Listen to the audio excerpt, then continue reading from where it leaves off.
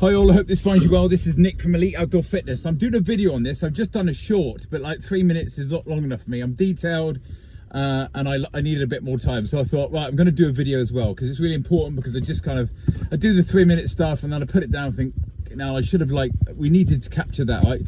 It's all about the detail. And I'm 51 years of age. I've won a load of events, got a couple of world records. I'm not the best in the world. Well, I was for the world records at one point, but you get the gist. I'm not the best at doing things, but what I am good at doing is doing everything and doing quite well at it. And I kind of beat a lot of other people and the young ones and all that lot, because it's not that I'm fit at it, it's because I box clever and get things right. So let's talk a little bit today about, first of all, context of where my journey and how I'm at the moment, so that you get an understanding of where I'm at the beginning of my journey. And then in fitness again, where I have been, blah blah blah, and how you start. All right, so been ill for probably about 5 years, didn't realize it, but did a couple of world records, winning stuff, then wasn't, and then thought, you know, why can't somebody beat the world record? I knew I could re-beat it back, but couldn't, and I failed, and I was losing drive, power, strength, everything. So got diagnosed with a disease, working through that now on new medication, started training again on cue. So happy days, right? So this is the first time in 2 years that I've been able to train and everything. So over the last month or two, I've just been doing walking and bringing that walking up to a brisk walk, get my pulmonary kind of efficiency going, bringing blood back into my muscles and ligaments and tendons with the help of what I call strength training, but really has been blood work in the gym, okay? Just going through the motions, hit my body twice, sometimes 3 times a week, at very easy level, so it doesn't fatigue me too much, so I can cope with what I've been dealing with before I start the medication, at the same time preparing my body. Done all that, brisk walking into run jogging. Some of you would have to have an approach that maybe would exceed what I've been doing, so I'm kind of having to be really gentle myself. But now the focus is on progressing forward. So I've got to a stage in the last few weeks where I've been able to train, I'm on medication, and all my ligaments and joints and that are feeling good, so I'm like a normal person, I suppose, to a certain extent now, but just with having to be careful of a few things. So on Mondays I'm aiming towards doing VO2 max training, but that's going to just take a few months to get up there. So where I'm at the moment is the very low end of lactate threshold training. I do that because I'm slowly getting used to raising my heart rate, so that my lungs that are a little bit damaged could cope with that, so I can get as much of my fitness back over a long period of time. So on Mondays, I'm kind of just working at intensity. So I worked out on intensity, making sure I held back a little bit, because then I have to adjust to make sure that I get the Tuesday session in.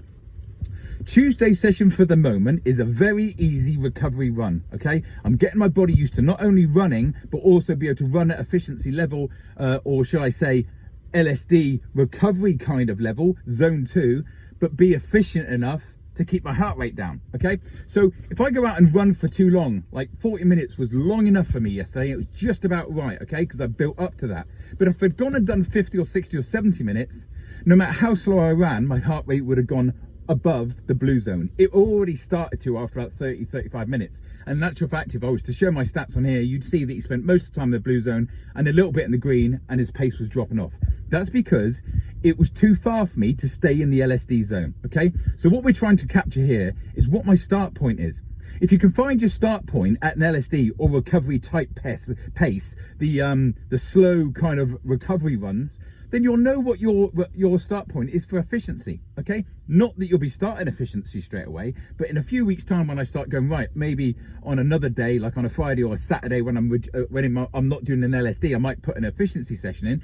I'll know a little bit based on my blue zone training what I can do. I'm not going to go out and do 70 minutes at efficiency range, because I'll end up in the lactate threshold range. So you get the gist. So what did I do yesterday? I went out and I knew that I could run for 40 minutes because I built up from like 12 minutes walk running all the way up to running to 12 minutes, and then 16 and 18 and 22 and 24. And I got up to about 35 minutes with a 5-minute break in the middle. And I thought, right, I'm going to try for the first time to do 40 minutes. And I did that. And my average heart rate was in the blue zone. Although I went a little bit into the green, and we'll talk about RPE in a minute, I averaged in the blue, and 90% of all of my run was in the blue.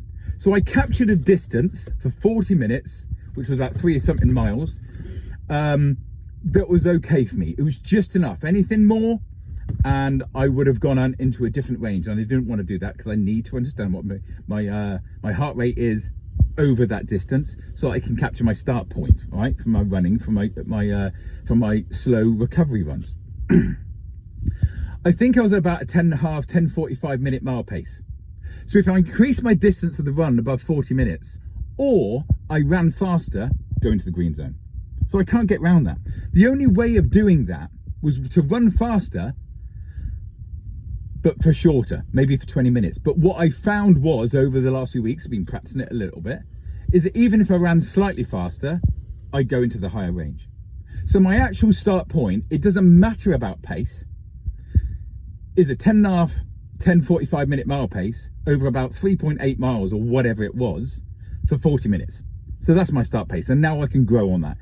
And it doesn't actually matter, and this is the bit that I didn't add in the short, it doesn't matter what your pace is. I will win Paris 10 next year, and you can have a look at this, and for all the people that follow me, they know that I've done it before anyway, and I've won a load of other events out there, but they also know that I have not been training for about a year and a half, and my fitness level is very, very poor. With everything I've had going on, it's a lot less than the average person that hasn't trained for 2 years. And I've got a lot going on, and I've got a lot of like hurdles to get across, but I will, and I work it out. But my journey is going to be a lot easier than most people when they start training. But the point is, most people when they start training go, you know, I'm just sat at 11-minute mile pace. How can I go and do like a sub 9.5 minute for a 1:35 Paris 10? My aim is a sub 1:20, 8-minute mile pace, 35 pounds, 360 meters of elevation over the Paris 10 course. And I will achieve that. But I need to know what my start point is for an easy run. And my start point is about a 10:45 minute mile pace. I averaged about 73-74% of my maximum heart rate, excuse me, and for 40 minutes. That's my start point. I'm going to build on it. I'll build on it gently. If you push the pace in 90% of all your training, yeah, sure, 10, 15, whatever %, you can really go into deficit training, and we do a lot of that within Elite Outdoor Fitness. But generally speaking, if you push the pace, you're working too hard. If you push your heart rate too high, it's going to affect you for the rest of the week, and it's going to affect you for the rest of your sessions, and you're not training specifically in those ranges, okay? Yes, there are exceptions to the rules, but you get the idea. And on the last note, do you run on heart rate, or do you run on RPE, like your perceived perception of like effort?